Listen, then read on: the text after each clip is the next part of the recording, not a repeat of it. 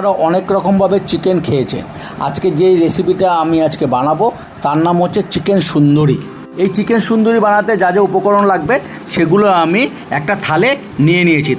আর কাঁচা লঙ্কা বাদে চিকেনের জন্য যে মশলাগুলো আমরা নিয়েছি সেই মশলাগুলো আমরা শুকনো খোলায় ভেজে নিয়েছি।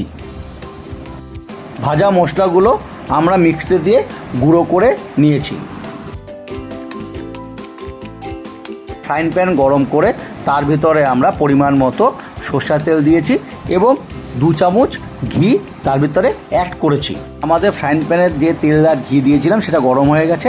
এখন আমরা যে পেঁয়াজ কুচিটা কেটে রেখেছিলাম সেই পেঁয়াজ কুচিটা আমরা এখন তেলের ভিতরে দিয়ে পেঁয়াজটা যতক্ষণ না বাদামি কালার হচ্ছে ততক্ষণ আমরা পেঁয়াজটাকে ভাজতে থাকবো এবং পেঁয়াজটা বাদামি কালার হয়ে গেছে। এখন আমরা তার ভিতরে অ্যাড করব রসুন বাটা, আদা বাটা এবং যে কাঁচা লঙ্কাটা আমাদের রেখেছিলাম সেই কাঁচা লঙ্কা বাটা একসাথে আমরা মিক্সিতে পেস্ট করে সেটা আমরা এখন পেঁয়াজে অ্যাড করে দেবো। মশলা কষানো হয়ে গেছে। আমরা এখন এর ভিতরে কাশ্মীরি লঙ্কার গুঁড়ো দেবো পরিমাণ মতো কালার হওয়ার জন্য।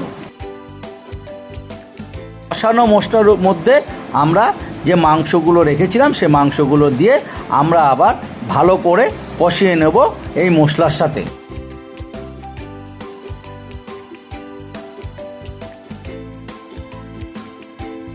আমাদের মাংস কষানো হয়ে গেছে। ফেটিয়ে রাখা দইটা এখন আমরা মাংসের উপরে দিয়ে একটা ঢাকনা আমরা দিয়ে রাখবো এবং আঁচটাকে বাড়িয়ে দেবো।